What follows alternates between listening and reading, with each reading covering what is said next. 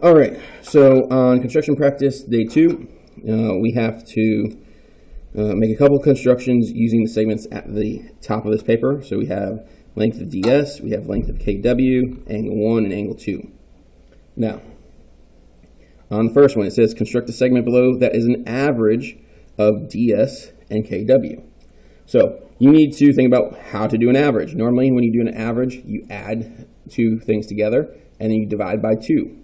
Right? Or if you had more than 2, add however many you have, divide by the number that there are. Here we have 2 segments, so we need to add these 2 lengths together. So we're going to copy both of these lengths down onto this line, and then we have to split it in half. So we're going to bisect it. So first thing, we're doing a construction of copying a segment. So we're going to go DS. We have that length on our compass. We're going to go down here. This point will be our starting point. We're going to swing an arc. So this is now the length of DS. Then we're going to come over to KW. We're going to take that length, KW, and we're going to come down here and add it on by going from the arc we drew for DS and swing another arc for KW. So now this is the length of DS. That's the length of KW. Together, this entire length is DS plus KW. So now, using those 2 endpoints, we need to bisect the segment. That's how we're going to divide it in half. So how do we do that? That's a perpendicular bisector. So now, make sure that our compass is set to more than half the distance of this overall segment. Swing an arc both above and below. Do the same thing from the opposite endpoint.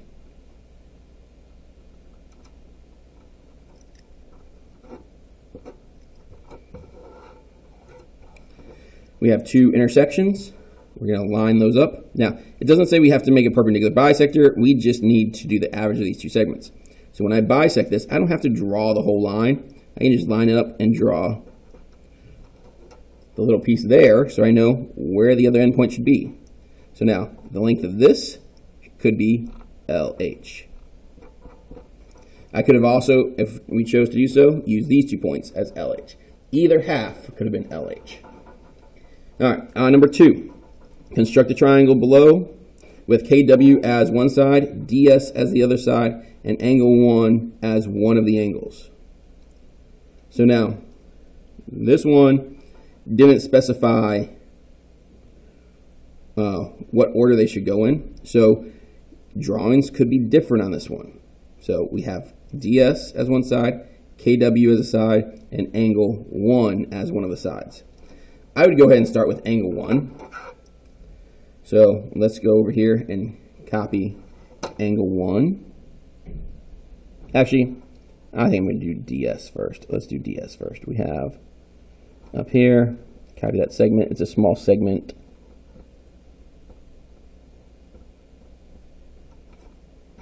I'm going to mark that off. Come down here.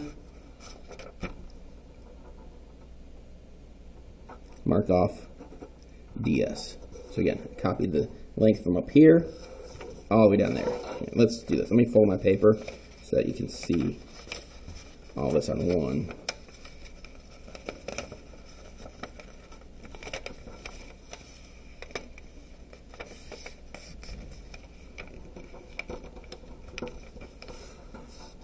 Got it.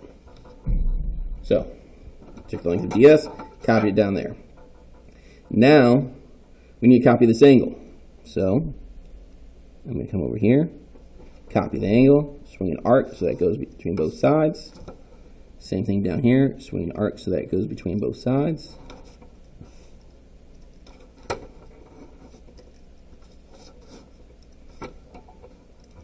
We're going to measure the distance from here to here with our compass. Get the bullseye, line it up, come down here, copy that length, mark it off. So we're copying this angle.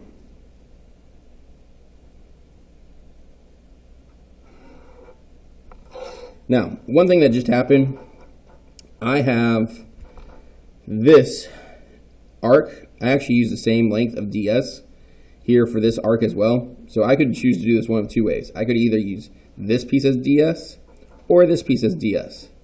Either one would work. One of the sides has to be KW. So it doesn't matter which one you do. Since I originally said that I was going to make this one DS, I'll leave that as DS. I'm going to mark off KW on this new line. So I could have from here, get KW, my compass, come down here and mark it off.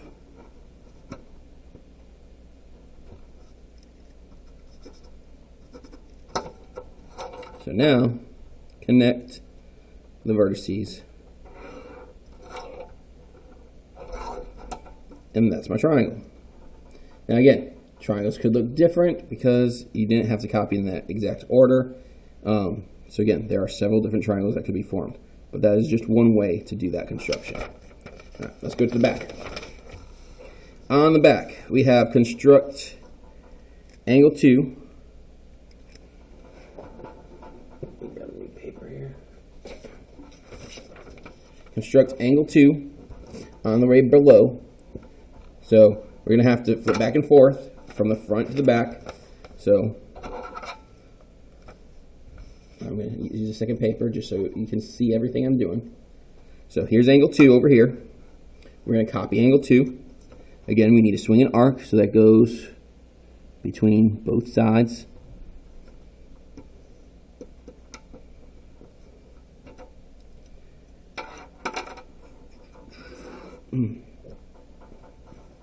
So we swung our arc. Now on here, I would probably recommend not starting from this endpoint because it wouldn't give us a lot of room to do angle 2. So let's say that our vertex is going to be right there. And I'm going to swing the same arc from that vertex. Yeah, the only reason why I didn't start from the end is just so we had more room to work with. We could have used the end. It would have been fine. But again, just to give us more room. So now we have that same arc on both of our papers. We're going to copy that angle first. So we need to open our compass to the width of. So I have that going to the outside hole there. I'm going to come over here and mark it off.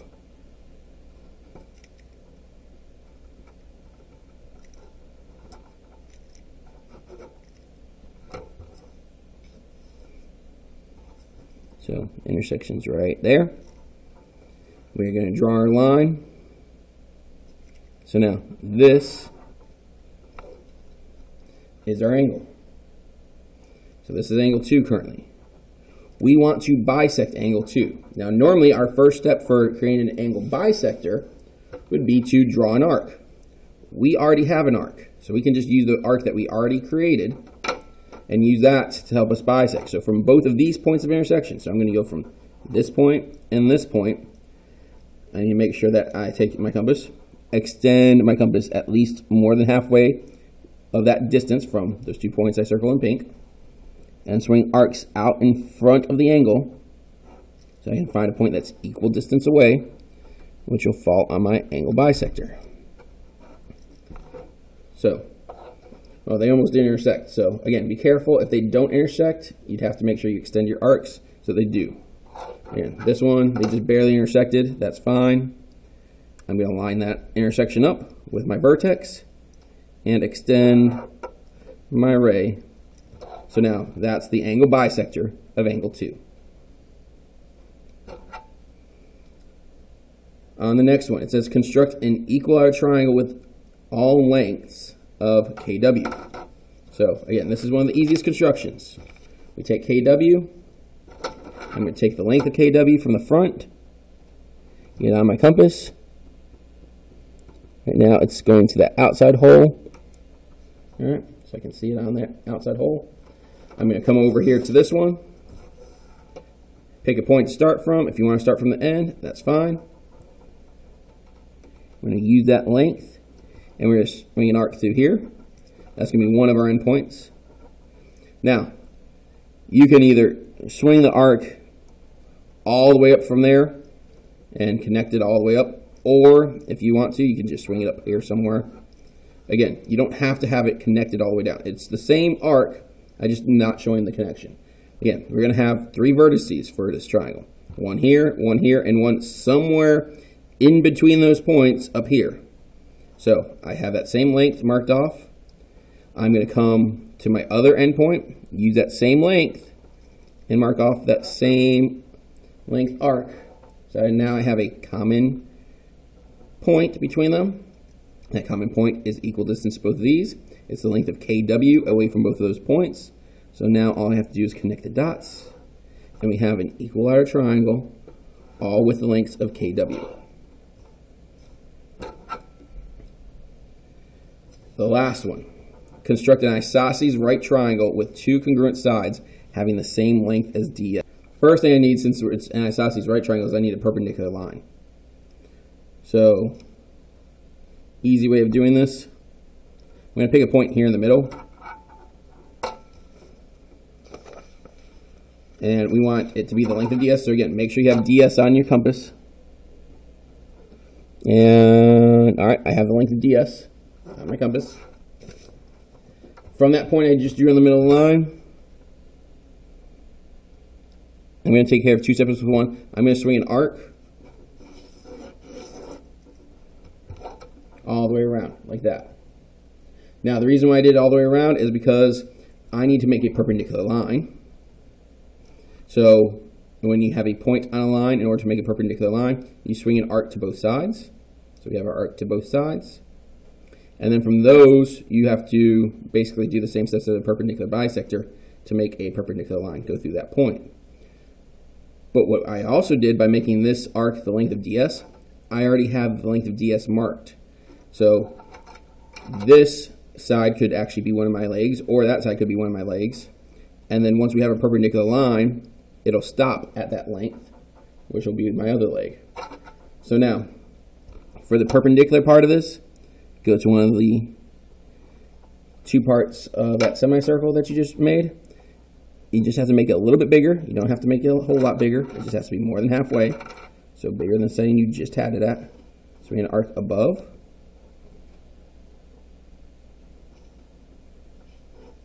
If you want to, you could also swing it below. You don't have to. Go from the other end point. Swing the arc above. If you want to, you can also do it below.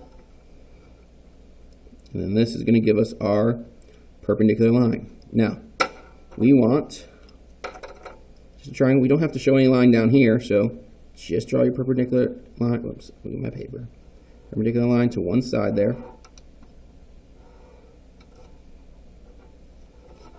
And this piece is the length of DS out to the blue line.